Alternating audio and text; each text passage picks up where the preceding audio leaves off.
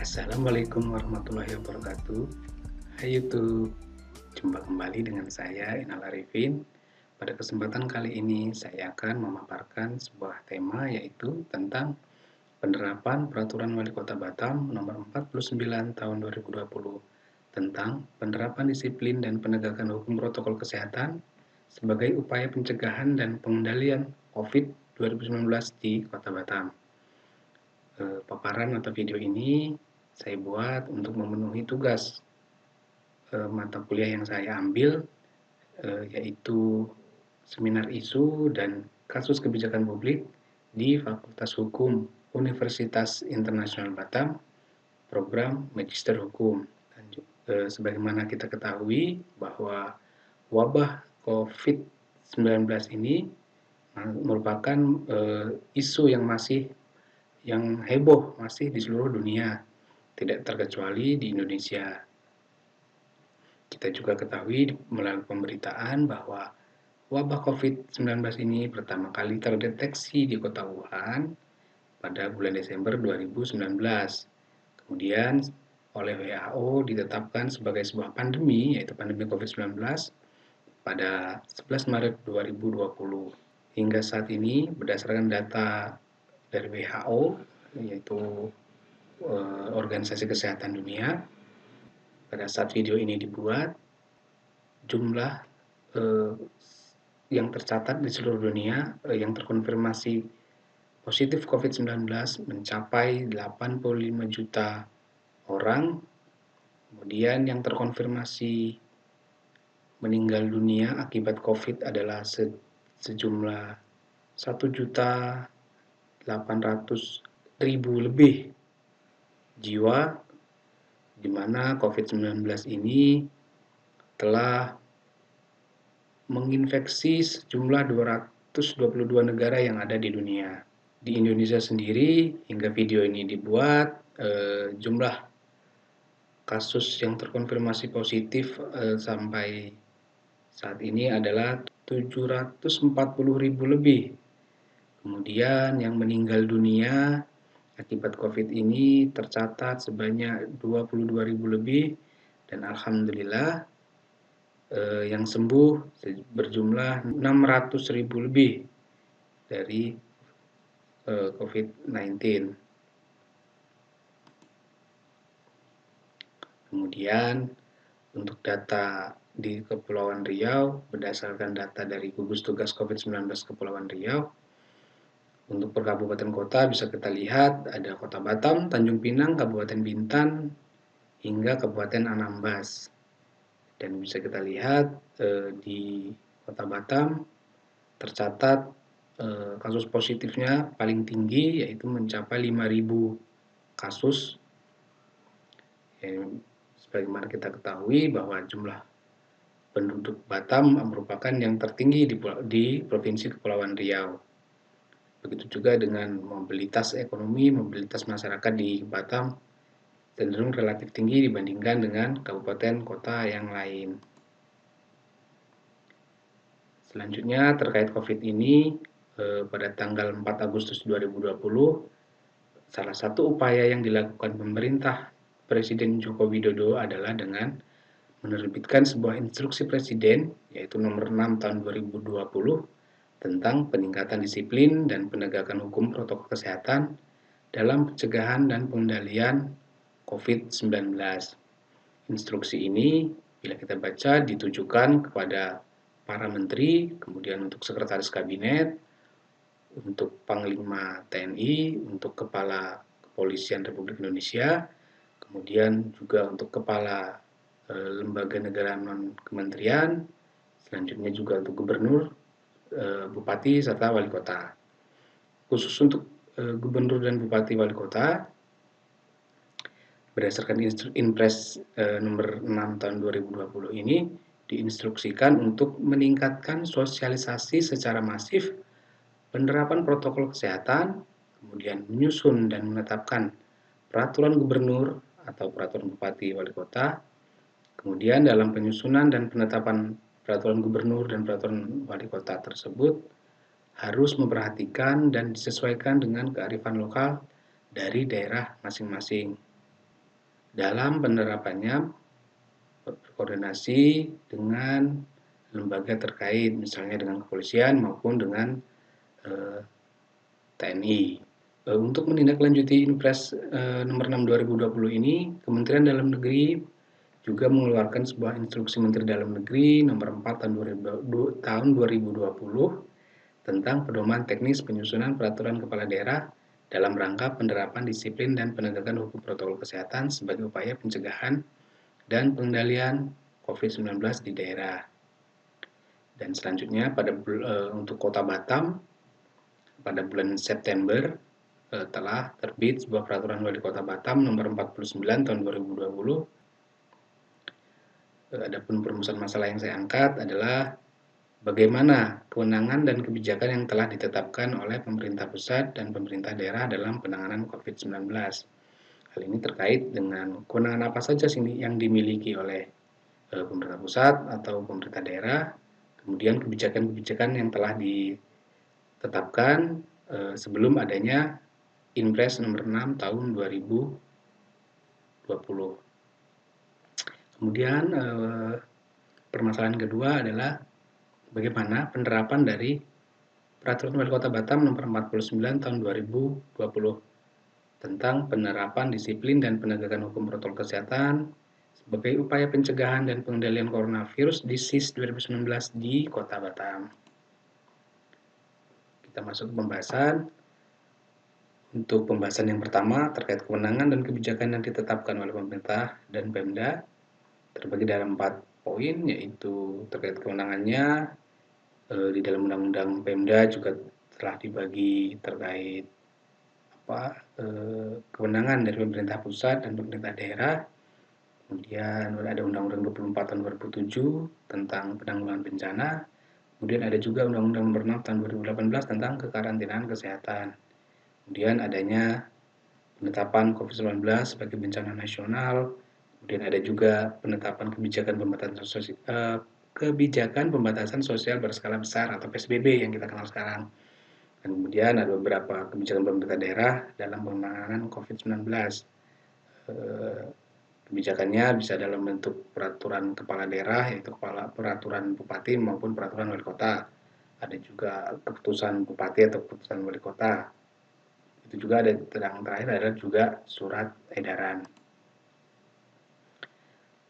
Nah, terkait pengaturan kewenangan, dalam penyelenggaraan pemerintahan, Indonesia mengatur pembagian urusan pemerintahan dan juga tugas pembantuan antara pemerintah pusat dan pemerintah daerah.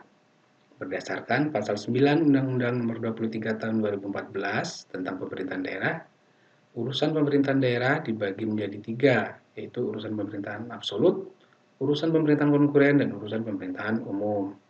Urusan pemerintahan absolut adalah urusan pemerintahan yang sepenuhnya menjadi kewenangan pemerintah pusat. Kemudian urusan pemerintahan konkuren adalah urusan pemerintahan yang dibagi antara pemerintah pusat dan daerah, baik provinsi maupun kabupaten kota. Urusan pemerintahan umum adalah urusan pemerintahan yang menjadi kewenangan presiden sebagai kepala pemerintahan. Untuk urusan konkuren yang dibagi antara pusat dan daerah, terbagi menjadi urusan pemerintahan wajib dan urusan pemerintahan pilihan. Urusan pemerintahan wajib adalah urusan pemerintahan yang wajib diselenggarakan oleh semua daerah. Kembali ke masalah kesehatan, dalam Undang Nomor 23 Tahun 2014, pasal 12-nya, di bidang kesehatan itu dimasukkan ke dalam pembagian urusan wajib yang berkaitan dengan pelayanan dasar antara pemerintah pusat dan pemerintah daerah. Untuk rincian pembagian urusannya, di dalam Undang-Undang 23 tahun 2014 ini, di lampiran huruf B, telah jelas dibagi antara kewenangan antara pemerintah pusat, pemerintah provinsi, maupun pemerintah kabupaten kota. Kemudian, terkait dengan COVID-19, terdapat 2 undang-undang yang dijadikan rujukan terkait kewenangan pemerintah, yaitu Undang-Undang Nomor 24 Tahun 2007 tentang penanggulangan bencana, dan yang kedua adalah Undang-Undang Nomor 6 Tahun 2018 tentang kekarantinaan kesehatan. Terkait dengan penanggulangan bencana, Pemerintah berwenang untuk menetapkan status darurat bencana sesuai dengan skala bencana. Penetapan darurat bencana untuk skala nasional dilakukan oleh Presiden, kemudian skala provinsi dilakukan oleh gubernur, dan skala kabupaten kota dilakukan oleh bupati atau wali kota. Kemudian dalam Undang-Undang Nomor 6 Tahun 2018 tentang kekarantinaan kesehatan mengamanatkan bahwa pemerintah pusat dan pemerintah daerah bertanggung jawab melindungi kesehatan masyarakat dari penyakit dan atau faktor risiko kesehatan masyarakat yang berpotensi menimbulkan kedaruratan kesehatan melalui penyelenggaraan kekarantinaan masyarakat. Kemudian terkait penetapan bencana non-alam akibat COVID-19 sebagai bencana nasional, pemerintah dalam menanggulangi COVID-19 ini secara nasional telah menetapkan COVID-19 sebagai bencana nasional.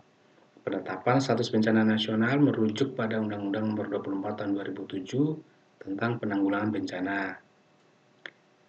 Dalam pasal 7 ayat 1 huruf C-nya menyebutkan bahwa dalam penyelenggaraan penanggulangan bencana, pemerintah berwenang dalam menetapkan status dan tingkatan bencana nasional dan daerah.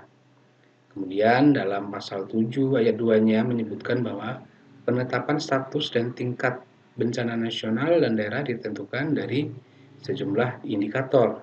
Di antaranya adalah jumlah korban, kerugian harta benda, kerusakan sarana dan prasarana, cakupan luas wilayah yang terkena bencana, dan dampak sosial ekonomi yang ditimbulkan. Penetapan COVID-19 sebagai bencana nasional tertuang dalam Keputusan Presiden Nomor 12 Tahun 2020 tentang penetapan bencana non-alam penyebaran coronavirus disease 2019 sebagai bencana nasional. Kemudian terkait dengan penetapan kebijakan pembatasan sosial berskala besar atau PSBB diatur dalam Peraturan Pemerintah Nomor 21 Tahun 2020 tentang pembatasan sosial berskala besar dalam rangka percepatan penanganan COVID-19. Kemudian ada juga peraturan pelaksana dari peraturan pemerintah ini, yaitu Peraturan Menteri Kesehatan Nomor 9 Tahun 2020 tentang pedoman pembatasan sosial berskala besar dalam rangka percepatan penanganan COVID-19.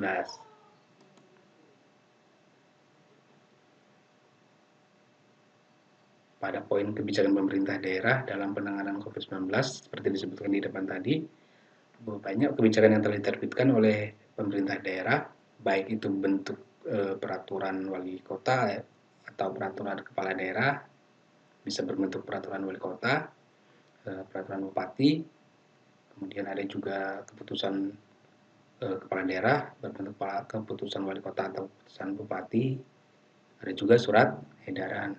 Untuk Kota Batam sendiri telah banyak mengeluarkan kebijakan.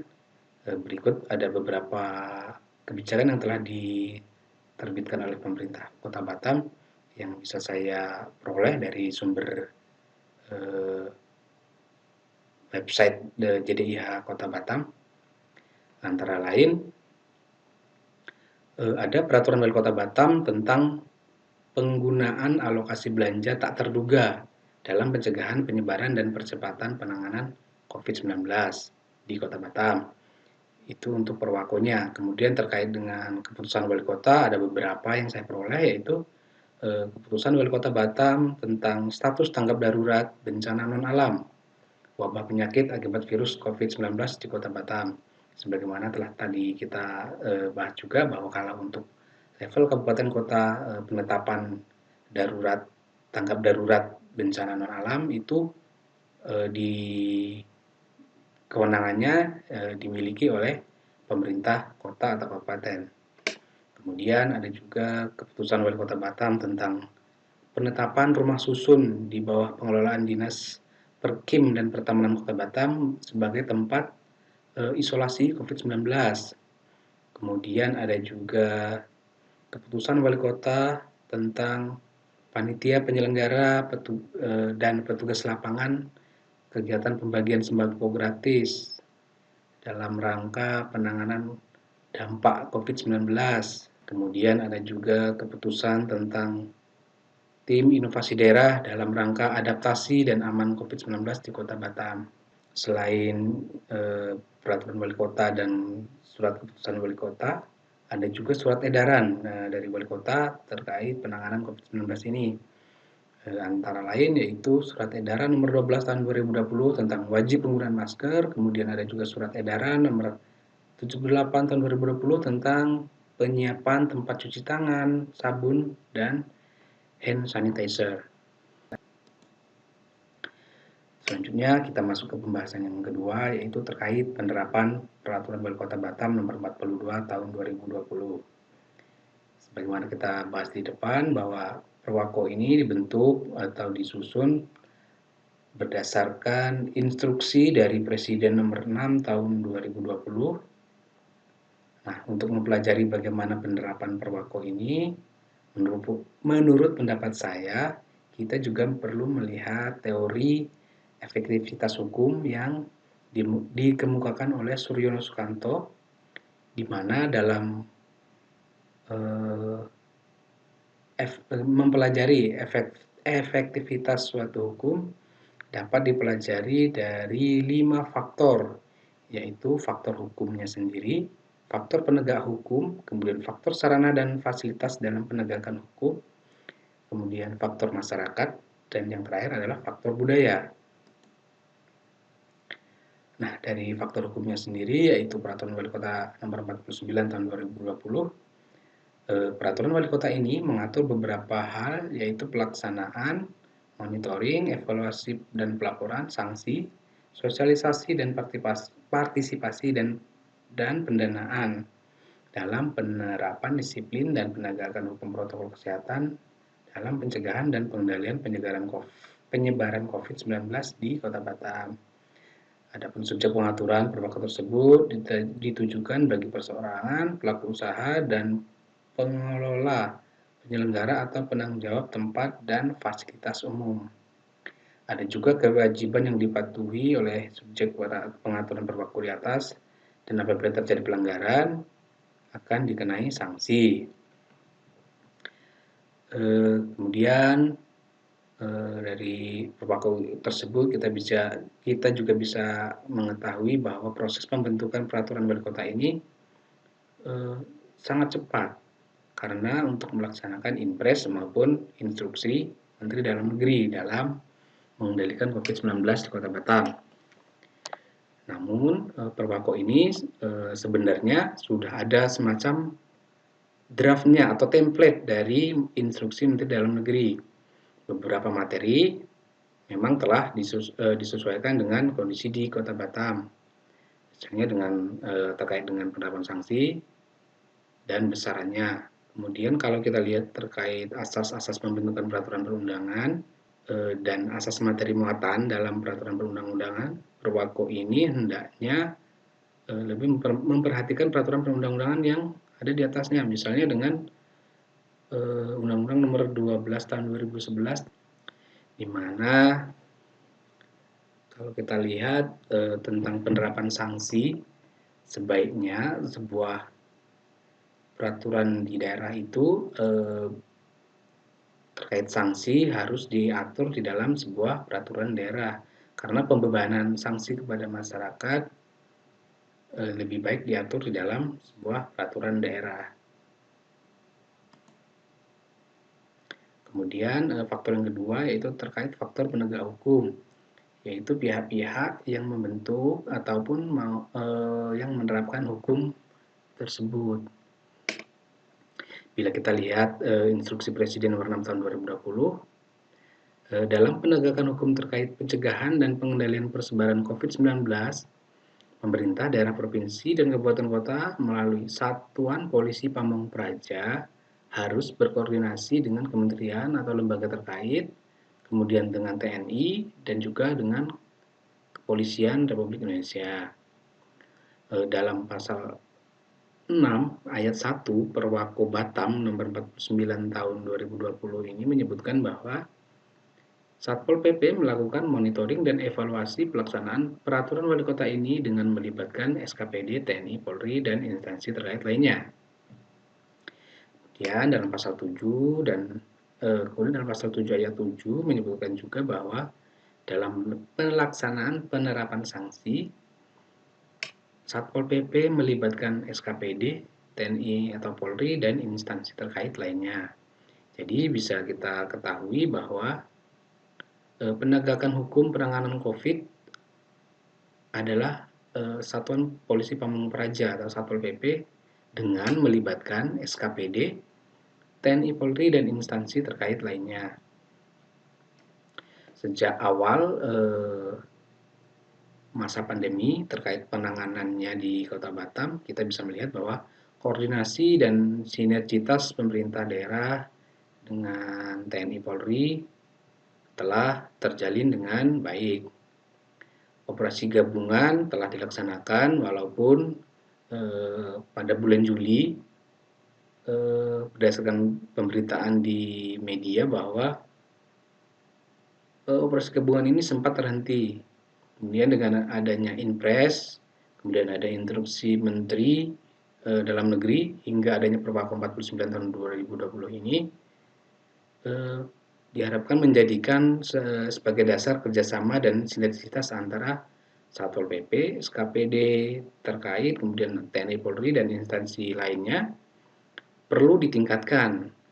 Kemudian ada karena sebagai mana kita ketahui atau untuk informasilah kita bersama bahwa jumlah personel Satpol PP di Batam itu berdasarkan ini saya lampirkan sumbernya, jumlahnya itu 677 personel Pamung Praja. Itu baik yang di bagian administrasi, baik yang terdiri dari administrasi ataupun yang terjun ke lapangan. Dan jumlahnya itu terdiri dari 222 PNS dan yang lainnya non PNS dengan berbagai tingkat pendidikan.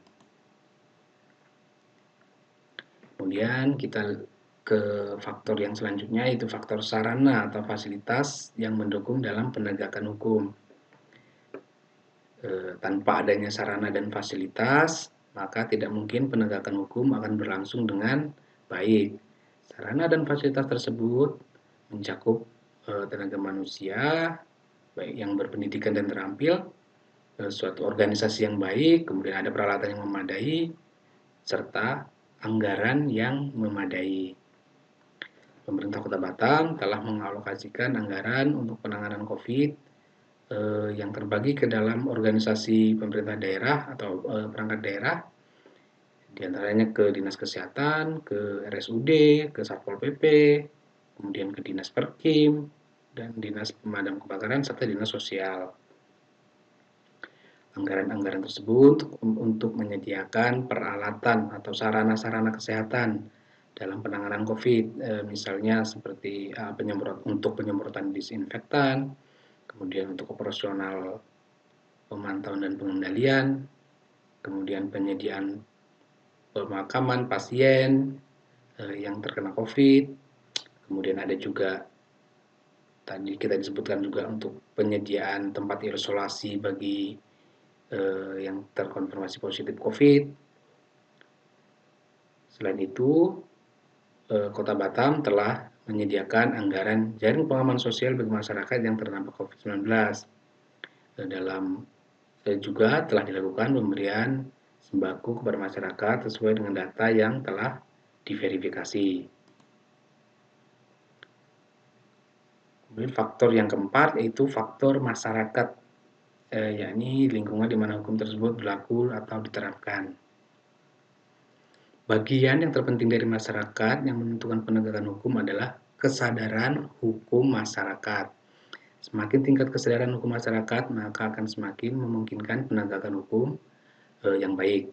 Sebaliknya, semakin rendah tingkat kesadaran hukum masyarakat, maka akan semakin sukar untuk melaksanakan penegakan hukum yang baik. Kesadaran hukum antara lain meliputi pengetahuan tentang hukum, penghayatan fungsi hukum, kemudian ketaatan terhadap hukum. Kesadaran hukum masyarakat untuk menaati protokol kesehatan pada masa pandemi ini sangat dibutuhkan guna menekan penyebaran COVID-19. yang angkanya hingga saat ini belum ada tanda-tanda adanya penurunan dan selalu semakin bertambah tiap harinya. Masyarakat diharapkan sebagai kunci dari keberhasilan pengendalian persebaran COVID-19 ini, serta diharapkan juga bisa memutus mata rantai penyebaran COVID-19, terutama mempunyai kesadaran hukum dengan mendisiplinkan diri untuk taat kepada apa yang menjadi imbauan, petunjuk, atau arahan yang sudah ditetapkan dari pemerintah. Misalnya dengan menggunakan masker, physical distancing atau social distancing, kemudian menghindari kerumunan dan sebagainya. Walaupun harus memenuhi kebutuhan ekonomi keluarga, jika imbauan untuk mematuhi protokol kesehatan dilakukan berdasarkan kesadaran dari diri sendiri, maka akan melahirkan perilaku yang patuh terhadap aturan yang telah ditetapkan. Dengan berjalannya kesadaran hukum ini, maka hukum tidak perlu menjatuhkan sanksi. Kemudian yang terakhir adalah faktor kebudayaan. Adanya COVID-19 ini bisa melahirkan sebuah budaya atau gaya kehidupan baru yang populer disebut dengan new normal. Walaupun angka terkonfirmasi COVID-19 masih tinggi, kebutuhan ekonomi menjadi sebuah alasan yang kuat untuk tetap bisa bertahan di masa pandemi ini, sehingga perubahan ini membawa konsekuensi syarat tambahan dengan menerapkan protokol kesehatan guna mencegah terjadinya penularan COVID-19 di setiap kegiatan, apalagi yang melibatkan orang banyak. Namun, terkadang masyarakat lalai untuk mematuhi protokol tersebut.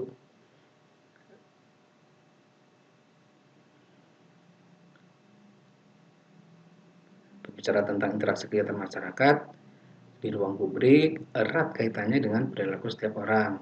Tingkat kepatuhan seseorang, maka aspek lingkungan sangat mempengaruhi pola perilaku masyarakat. Dari uraian di atas dapat saya simpulkan bahwa telah banyak peraturan undang-undangan maupun kebijakan yang telah dibuat oleh pemerintah pusat maupun pemerintah daerah dalam menangani COVID-19 ini. Namun, kembali ke masalah penerapan dari peraturan maupun kebijakan tersebut. Dibutuhkan koordinasi dan sinergitas yang baik antara pemerintah pusat dan pemerintah daerah dalam penanganan pandemi COVID-19 ini.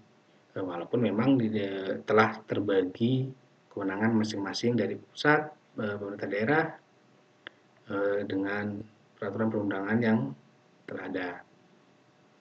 Kemudian terkait penerapan Perwako nomor 49 tahun 2020 ini belum sepenuhnya efektif bila dilihat dari beberapa faktor, seperti perlu ditingkatkannya kerjasama instansi dalam mensosialisasi aturan mengenai penerapan protokol kesehatan dalam upaya mencegah dan mengendalikan persebaran COVID-19. Kemudian sangat dibutuhkan kepatuhan dan kedisiplinan, terutama kesadaran dari masyarakat dalam menghadapi COVID-19. Hilangkan sikap acuh ataupun tidak peduli, karena akan sulit bagi pemerintah dalam menerapkan kebijakan apapun. Hal ini malah akan menjadi hambatan, terkhusus bagi petugas yang di lapangan bila masyarakat belum siap atau tidak mau menerapkan perilaku baru dalam menghadapi pandemi ini. Justru yang ada akan lebih mudah terjadi potensi berbenturan dengan masyarakat dan menjadikan efektivitas dari penerapan kebijakan ini tidak tercapai. Oleh karenanya, diharapkan perlu meningkatkan peran juga dari tokoh masyarakat, tokoh agama, dan seluruh pemangku kepentingan, termasuk kepala keluarga, untuk terus mengimbau atau mendorong bagi setiap warganya atau anggota keluarganya membangun kesadaran tanggung jawab bersama agar setiap individu berpartisipasi dan beradaptasi di masa pandemi COVID-19 ini. Kemudian ini kesimpulan yang terakhir adalah perlu sosialisasi yang masif dan berbagai pendekatan yang dilakukan oleh pemerintah, baik dari pemerintah pusat maupun pemerintah daerah, sebagai bentuk edukasi kepada masyarakat dalam menghadapi pandemi COVID-19 ini. Pendekatan sanksi hukum merupakan alternatif terakhir dalam upaya pencegahan penyebaran COVID-19, di mana pemerintah juga harus memperhatikan kondisi ekonomi masyarakat, sosial budaya dalam menghadapi pandemi ini. Demikian yang bisa saya sampaikan. Tetap jaga kesehatan teman-teman, patuhi protokol kesehatan dengan memakai masker, menjaga jarak, menghindari kerumunan, dan selalu cuci tangan menggunakan sabun atau hand sanitizer. Demikian, terima kasih. Jangan lupa klik tombol jempol ke atas, boleh komen di kolom komentar, dan subscribe. Terima kasih. Wassalamualaikum warahmatullahi wabarakatuh.